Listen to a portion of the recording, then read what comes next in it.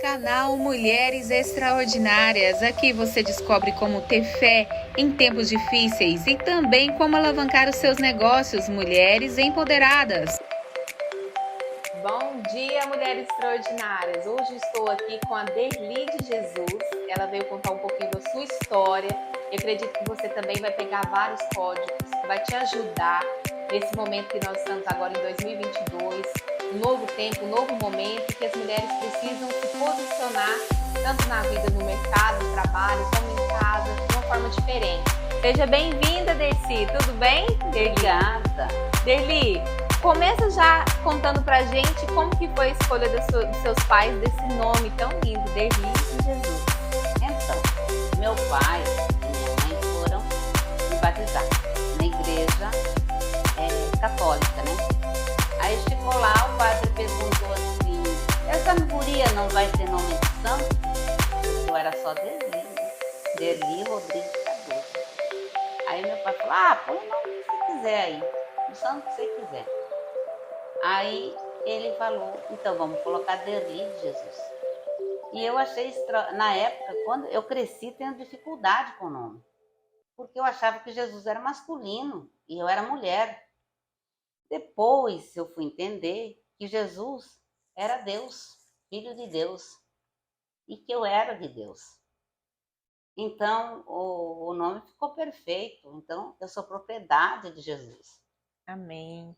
Derli, esse canal ele foi criado para a gente trazer uma expectativa diferente. Às vezes tem mulheres que elas não têm, como você tem a sua profissão, é uma psicóloga, é formada também como assistente social. E tem mulheres que estão em casa e a gente acha assim, todas as mulheres têm oportunidades, algumas não têm devido não ter acesso a informações. E hoje a gente quer contar a sua história para que elas peguem, também entendam como foi a sua história, a sua caminhada até chegar aqui e o que você acha interessante da vida, o que deve ser exaltado agora nessa entrevista. Conta um pouquinho sobre você. Bem, eu vou pegar um gancho curto, porque se eu começar lá do início da minha história, é interessante tudo, mas nós vamos demorar horas e horas. Sim. Então, eu já tinha feito serviço social, estava para aposentar na Assembleia Legislativa, sou solteira, mamãe faleceu quando eu tinha 34 anos e fui morar sozinha. E nessa época eu estava aposentando e falei: bom, eu sou solteira, jovem, para que eu vou me aposentar e ficar em casa? E minha paixão era medicina. Mas a Univag começou a divulgar um curso de psicologia diferente, que era uma psicologia da saúde. E eu me encantei a hora que eu vi o currículo.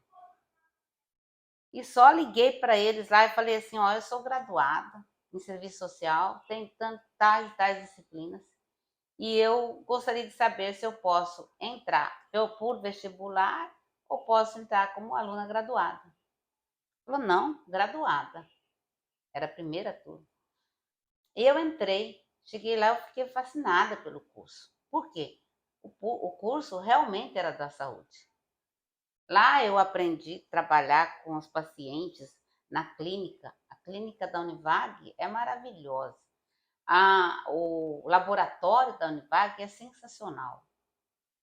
O biotério que a Univag tem é sensacional.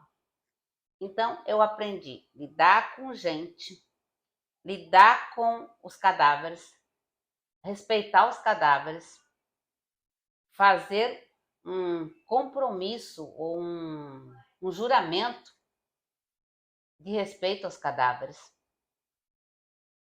um juramento respeitando os humanos, um juramento respeitando os ratos. Interessante. Os ratos, porque nós fomos trabalhar com os ratos e os ratos iam morrer depois que terminasse o nosso curso. E eles morrem. Depois que você termina de fazer o seu experimento, tem que matar, porque eles já estão viciados, entende? Você trabalha com drogas com eles. Certo. Você ensina a caminhar num certo espaço. Depois, se você soltar, ele vai ficar perdido, ele não vai saber andar mais. Então, por isso que eu escolhi psicologia. E aos 34 anos, uma mulher que está com 34 anos, ou nessa faixa etária aí de 30, 40 anos, você já tinha uma faculdade e para ter um entendimento na cabeça, algo que te fizesse vibrar novamente, você escolheu voltar para os estudos, acrescentar mais um conhecimento. E até mesmo mulheres que estão também assim, passando por algum momento, igual foi uma perda da sua mãe, que é algo muito forte, né? E que você estava procurando se reconhecer naquele momento sem a presença da sua mãe, né? Tem muitas mulheres agora também que depois da pandemia perderam muitos parentes, às vezes o esposo, os pais, algum filho, e isso mostra que mexe, né, com a cabeça da pessoa. E agora, por onde eu vou? Se você pudesse dar uma dica para essa mulher que teve uma perda de uma pessoa que bem próxima, que ela está sem saber. No seu caso, você optou pelo estudo, mas qual dica você poderia dar para essa mulher que teve também uma perda? Então, a, a, a vida, como eu sempre falo, Pode ir falando. é de escolhas. E eu escolhi viver bem, porque tristeza, perda vão sempre existir. Perda de coisas, perda de pessoas, perda de animais, fazem parte da vida. E nós, ocidentais, não sabemos perder, principalmente as pessoas que nós gostamos. E essa é a única coisa líquida e certa que nós temos. A morte é a única certeza. Bem, quando minha mãe morreu, no começo foi muito difícil, porque, na verdade, o papai faleceu, tinha 2 anos, a minha mãe era pai e mãe. Mas eu comecei a trabalhar com afinco, no começo foi complicado, e depois, no período de... Quando eu escolhi depois fazer psicologia, a perda não era de vida, era uma perda de espaço que teria. Porque quando você trabalha numa instituição, você fala assim, é a Derli de tal lugar, e eu era Derli da Assembleia Legislativa. Sim. E aí eu deixar de ser Derli da Assembleia Legislativa. Derli da onde? Eu fiquei pensando, pô, a Derli pode ser Derli dela, por que não? Aí fui fazer psicologia, né? Optei pela psicologia. E também, na pandemia, eu perdi uma sobrinha que era como filha. E tinha uma filhinha. E a filha dela... Filhinha não, a menina está com 14 anos, 15 anos agora. E foi muito difícil, eu acompanhei, porque meu irmão, minha cunhada, meu sobrinho, minha sobrinha, a filha da minha sobrinha, que seria, como dizem aqui no Brasil, e que essa terminologia não existe em outros lugares, sobrinha neta, seria a minha sobrinha, né? A filha do meu irmão, né? Todos tiveram Covid e eu cuidei deles e não tive Covid. E o que E você eu acha que é por quê? acredito assim, que a pandemia veio como se fosse para resgatar alguma coisa, ou para exterminar alguma coisa, ou para trazer alguma coisa boa. Minha sobrinha tinha transtorno bipolar. Então, na época, se vocês sabem, você sabe, a pandemia, ninguém sabia o que era Covid. Era uma coisa totalmente nova. Sim. Então, eles não sabiam que quem usava psicotrópico, que era medicamento que ela tomava por ter transtorno bipolar, poderia ter um choque, porque quando você toma uma droga, você se torna dependente dela. E quando você para, você tem abstinência. E quando você começa a usar as drogas da UTI, tem que ser desmamado para você ser retirado. Essa é a palavra que usam, desmame. O que quer dizer desmame? Tirar aos pouquinhos. E quando ela foi desmamada, ela sentiu a falta das drogas da clínica, né, da UTI, e ela também estava em abstinência por causa das drogas que ela tomava. Aí entrou uma espécie, não sei, tecnicamente não sei explicar, mas é como se fosse um choque. Aí ela voltava para UTI novamente. Então ela não morreu de Covid. Ela morreu de falência do organismo dela. Foi morrendo aos poucos. Sim. E a minha sobrinha, a filhinha dela, foi assim de uma resiliência tão grande e de um exemplo excepcional. Quando nós chegamos lá, que nos chamaram para falar que ela tinha morrido, a menina falou: quero ver minha mãe. A enfermeira falou assim: olha, eu tenho ela no tablet, mas não é uma foto bonita, não é uma foto agradável de uma pessoa que morre assim, como normalmente diríamos, né? Falou: não, mas eu quero ver minha mãe. A hora que ela abriu o tablet, a minha sobrinha era linda. Ela estava com o rosto desse tamanho, totalmente deformada. Aí você percebe, poxa, Deus faz tudo pelo melhor. Se ela tivesse vivido e tivesse ficado vegetando uma vida inteira, perdendo os sentidos, né? Deus sabe, quem sou eu para julgar Deus? O que nós fizemos? Aceitamos. Hoje a Maria Eduarda está com, na época tinha 14 anos, ela jogava vôlei aqui em Cuiabá, no SIM, e ela foi procurar uma escola que tinha em Varginha, Minas Gerais, e lá o olheiro aceitou, procurou, e ela disse: é com a minha tia. Aí o olheiro ligou para mim, eu procurei conhecer a clínica, e quem levou, a clínica não, a escola, a cidade também, quem levou Maria Eduarda foi a avó dela, a mãe da minha sobrinha, que é a minha cunhada. E depois eu voltei lá. Maria Eduarda está hoje com 15 anos, com 1,80 m. Ela é titular do time de vôlei. É ponta, corta muito. E está pré-convidada para, ao terminar o ensino médio, já ir para os Estados Unidos fazer faculdade e jogar vôlei lá. Bênção. Então, na vida, você tem escolha. Eu poderia ter escolhido ficar chorando. Maria Eduarda também perdeu a mãe, uma identificação muito grande que ela tinha com a mãe. E ela escolheu diferente. Prosseguir e atraiu grandes coisas que, se ela tivesse numa cama hoje chorando ou se lamentando e não desse a oportunidade dela viver a vida dela, ela ia ficar chorando a perda, né, da mãe. Vivendo o luto até hoje. E não vou dizer também que eu não vivo o luto da minha sobrinha. Eu ainda sinto muito falta dela. E a Maria Eduarda também sente muito falta da mãe. Mas nós temos que continuar a viver, né? E vamos viver da melhor forma possível.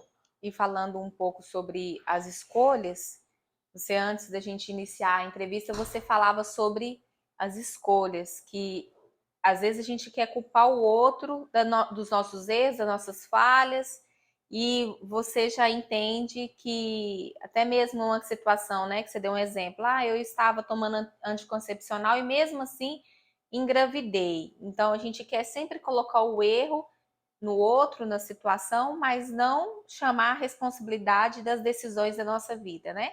Sim, isso daí nós estamos fazendo uma contextualização, né? Que não era o meu caso, né? Um exemplo que eu usei na nossa conversa.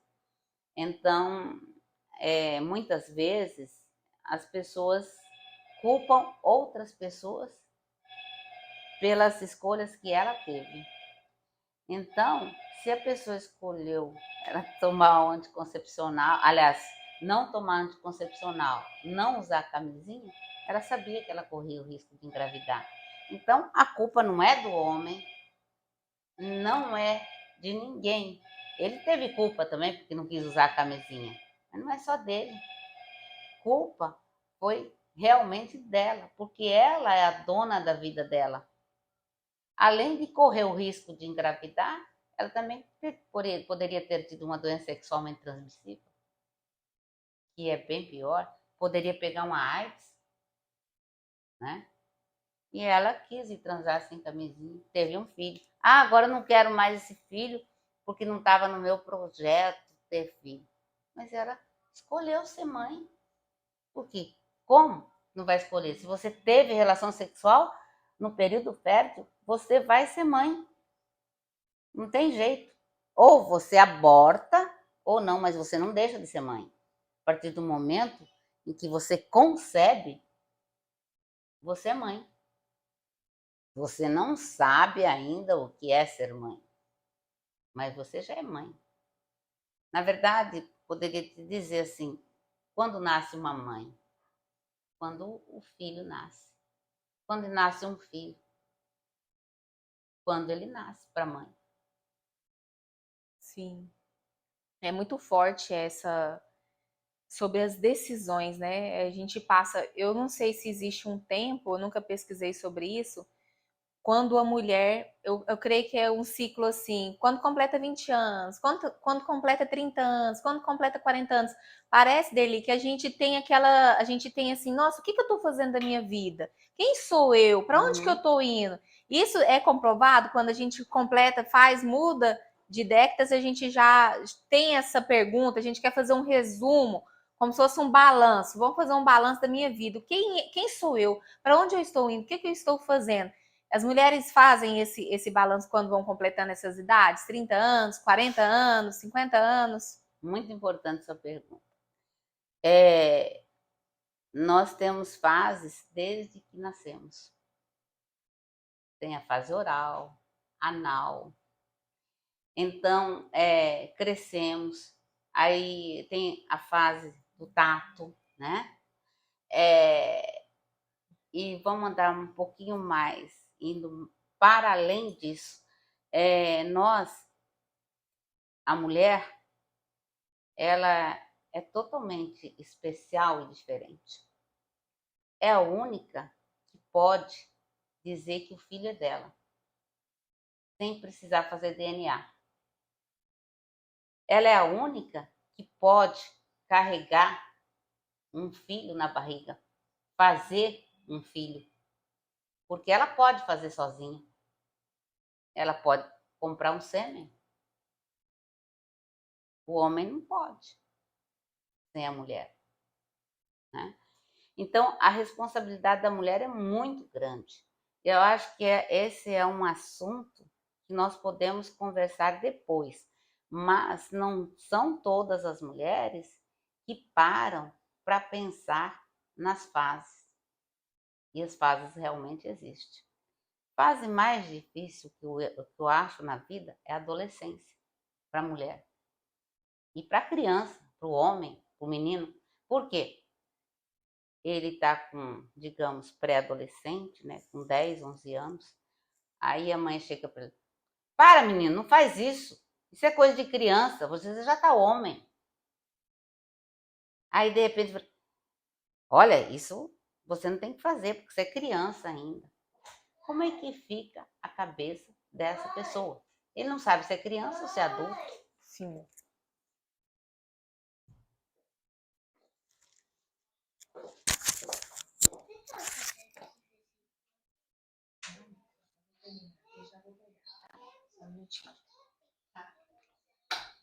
Aí eu vou cortando, tá, Desi? Porque como eu tô gravando, Mas você pode até, pega um caderninho, um lápis pro Felipe, por favor. você pode até usar isso daí, ó. Sim. Porque isso daí são os momentos em que a mulher tem que parar, porque ela tem um filho chorando. Entende? Isso daí é a vida, é normal, é a vida da mulher. A mulher tem que cuidar dela, da casa, do marido enquanto fêmea, do marido que já nasceu filho de uma mulher e precisa ser cuidado quando ele sai da casa da mãe, ele quer ser cuidado por uma mulher. O natural é esse. Hoje temos muitas modalidades, mas o natural da natureza é este. Você nasceu mulher. Então você é especial, você tem diversas fases. Então você tem que cuidar do marido, do filho, tem que ser fêmea, você tem que ser filha. É muita coisa. Tem que cuidar do alimento. Não importa se você vai comer lá no restaurante, mas você tem que escolher o que seu filho pode comer, o que você pode comer, o que seu marido deve comer, porque para não ter pressão alta, para não ter colesterol alto, para poder desempenhar bem as funções de macho e também as funções do homem e do pai, que são diferentes do profissional lá fora. E assim você. É isso. E tem mulheres, assim, tem momentos que é pesado, você sente um fardo. Tem outros momentos que é gostoso. Tem momentos que você fala assim, será que eu vou conseguir? Tem momentos que a gente, por mais que tá tudo bem, você se pergunta, porque você tem seus sonhos, você tem seus objetivos, você escolheu ser mãe, você escolheu ter uma família, e essa família, ela tá ali te olhando, né, te esperando. Essa responsabilidade, você que vai preparar o prato, você que vai lavar a roupa, ou se você tiver as suas funcionárias, elas vão organizar, mas você também tem que delegar. Não é tão simples assim, ninguém vai chegar sem fazer nada, vai delegar, vai falar.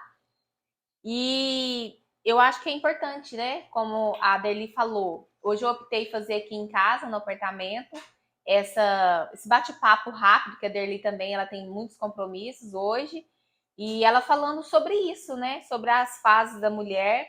É uma mulher que decidiu sorrir para a vida. Eu encontro ela no elevador e ela sempre está sorrindo, bem alerta, vivendo, né? Acordando todos os dias bem cedo para viver, né, Derli? A importância, igual você fala assim para mim, Brenda, eu acordo 4 horas, eu tô de pé. Por que seu organismo tem essa vontade de estar acordado e estar fazendo algo? Por que você Então, gosta? 4 horas da manhã eu acordo para ler a Bíblia. Eu leio a Bíblia palavra por palavra. Aí, como que é isso? Palavra por palavra, palavra por palavra, porque o português é complicado. Então, às vezes você fala uma palavra, ela tem um sentido e tem dois sentidos. Para você ler a palavra de Deus, você precisa ler dessa forma, para você contextualizar a palavra de Deus. Aí, geralmente, leva 2 horas. Depois eu vou tomar meu café, depois eu já vou me preparar e já vou para a academia. Eu volto da academia pronto para o trabalho. É assim a minha vida. E outra coisa que eu quero falar bem curtinho, você deve estar terminando já. Eu não vejo nenhum demérito na mulher que não trabalha fora de casa. Da mulher que trabalha em casa e cuida, muito pelo contrário.